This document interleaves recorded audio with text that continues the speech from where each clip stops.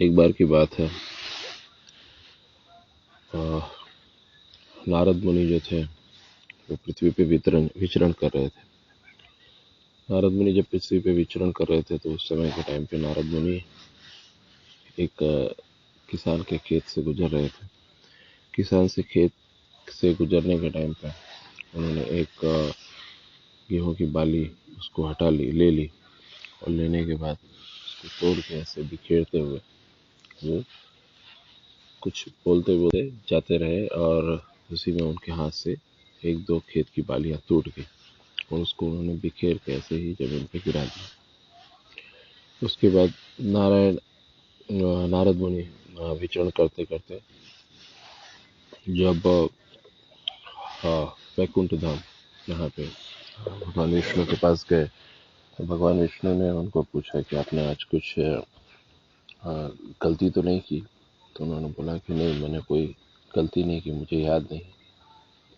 तो विष्णु भगवान ने बोला कि अभी आज तुम कहीं से गुजर रहे थे तो किसी के खेत में से बाली लेके तुमने उसको तोड़ दिया था, तोड़ के उसको ऐसी जमीन पे बिखेर दिया।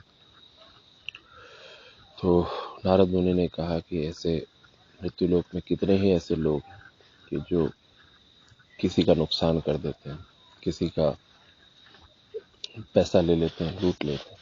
तो क्या उनको उनको वो चीज़ का फल तुरंत मिल जाता है कि उन्होंने कौन सा ऐसा कर दिया है। मैंने तो सिर्फ खेत की एक बाली तोड़ी और बाली तोड़ के उसको मेरे हाथ से गिर गई। तो विष्णु भगवान ने बोला कि पर तुमने जिसका खेत था उसे पूछा तो नहीं। तो नारद मुनि ने अपना तर्क दिया कि मृत्युलोक में इतने सारे लोग हैं, वो लोग जब इतना करते हैं तो भी किसी को कोई कष्ट या किसी तरह का कोई परेशानी नहीं होता। तो मैंने इतना कर दिया तो उसमें क्या हो गया। भगवान विष्णु ने उसके बाद नारद मुनि को कहा कि तुम ये जो चीज़ है इसके लिए तुमको कुछ टाइम के बाद में नारद मुनि को कहा कि तुमको मृत्युलोक में जाके थोड़ा टाइम रहना होगा। तो नारद मुनि को लगा कि वाकई में वास्तविक बात नहीं है।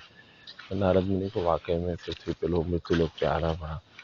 मृत्युलोक में आने के बाद नारद मुनि वो जो किसान था वो किसान को किसान के जिसका खेत था उसके उधर वो आए थे। और नारद मुनि आने के बाद नारद मुनि ने वो जिसका खेत था वो धोबी था, तो वो उसको कोढ़ हो गया था। तो नारद मुनि आके उसको अपने उसके घर पे रहते थे और उसको डेली अपने कंधे पे बिठा के उसको गंगा नदी के पास लेके जाया करते थे। वहाँ पे गंगा नदी में उसको नहलाते थे और लेके आते थे। ये जो ड्यूरेशन था उनको 1 साल का समय बिताना था, 1 साल तक उनको उसकी सेवा करनी थी। अब उसके बाद नारद मुनि ने 364 दिन उसको डेली कोढ़ जिसको था उसको कंधे पे बिठाते और पीठ पे बिठा के लेके जाते और वहाँ पे नदी में गंगा नदी में स्नान करा के लेके आते। धीरे धीरे जैसे ही 365वां दिन आया, नारद मुनि एकदम गुस्से में आ गए। नारद मुनि बोले कि इतने टाइम से मैं इनको बिठा के ले जा रहा हूँ और ये चीज़ के अंदर मैं बहुत ज़्यादा इससे मेरा मन खंडित हो गया। तो नारद मुनि ने उनको उठा के लेके गए। फिर बाद में वहाँ पे एक गंदे नाले की बहता था, गंदा नाला बहता था, तो जहाँ पे बहुत सारी कीचड़ था, गंदगी थी, तो उसके अंदर नारद मुनि ने उसको उठा के अंदर डाल दिया।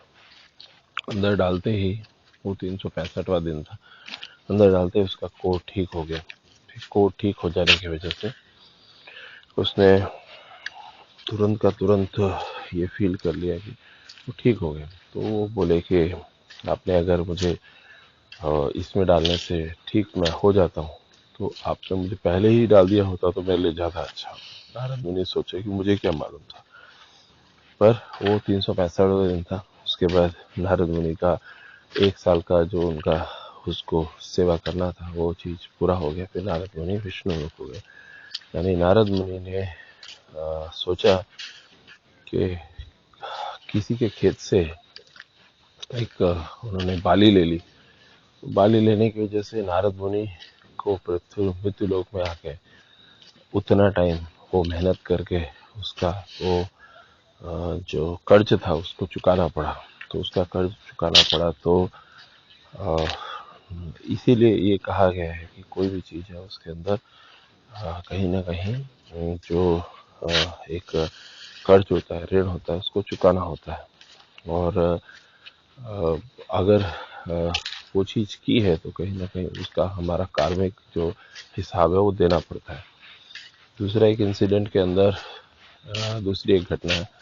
उस घटना के अंदर ऐसा है कि एक चोर था, वो चोरी कर रहा था। तो इतने में जैसे ही वो चोरी कर रहा था उसने देखा कि इसमें मैं एक जगह पे जाके चोरी करूं। तो उसने चोरी करने के दौरान ये फील किया कि कोई हंस रहा है।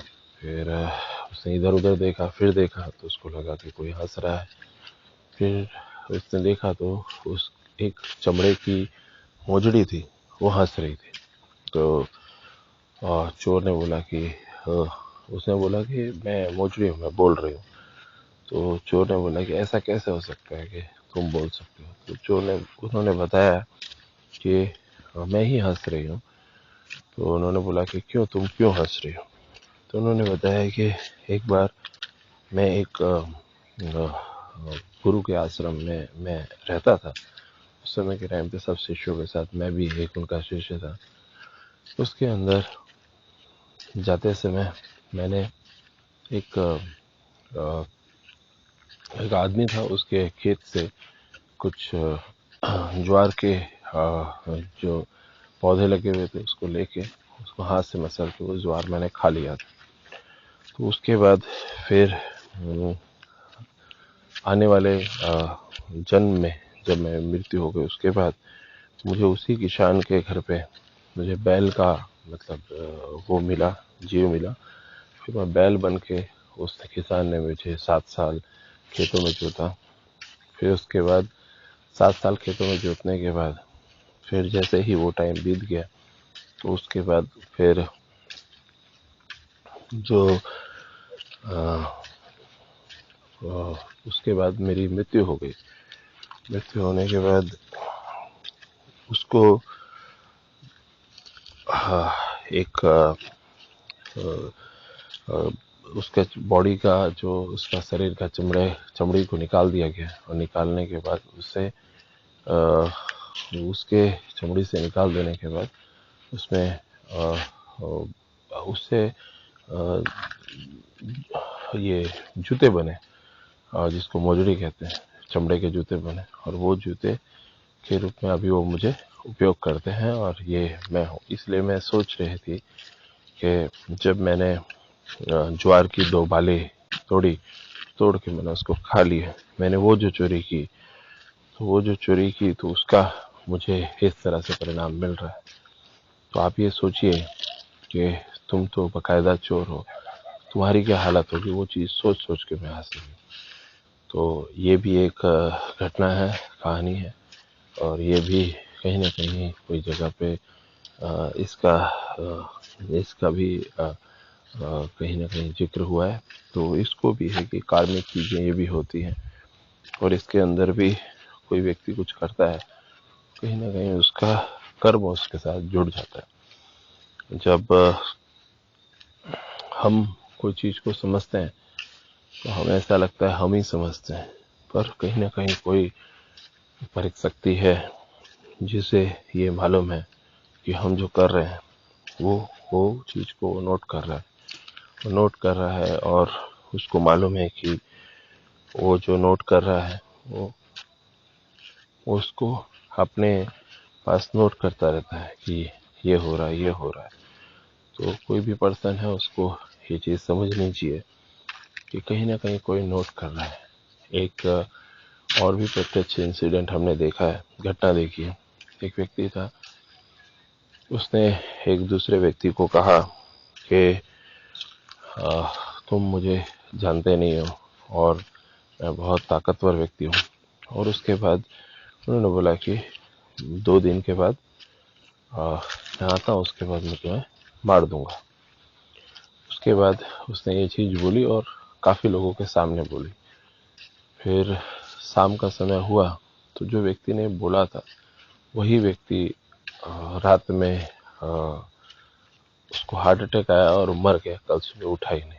तो यानी ये जरूरी नहीं है कि कोई भी व्यक्ति है वो व्यक्ति जो सोचे कि मैं ऐसा कर दूंगा, या कोई व्यक्ति ऐसा सोचे कि मैं इतना शक्तिशाली हूँ। लेकिन कुदरत और हमारे जो कर्म है वो चीज़ कहीं ना कहीं हमें कनेक्ट करते हैं। इसीलिए जब भी समय मिले तो भगवान का नाम नियमित लेना चाहिए। भगवान का नाम नियमित लेने से चाहे आप राधे कृष्ण बोलो, चाहे आप राम राम राम राम बोलो, चाहे आप ओम नमः शिवाय बोलो, चाहे आप ओम भूर्भुवः स्वः तत्सवितुर्वरेण्यं भर्गो देवस्य धीमहि धियो यो नः प्रचोदयात् गायत्री मंत्र बोलो, चाहे आप हरिओम बोलो। आप कुछ भी मंत्रों का जप करते हैं, कुछ भी भगवान का नाम लेते हैं, तो कहीं ना कहीं आपकी आत्मा पवित्र होती है। और आप अगर ये करते हैं कि कुछ अच्छे कर्म करते हैं तो भी आपको उसमें उसका कहीं ना कहीं लाभ आपके ये कर्मों को सही करने में जरूर मिलता है।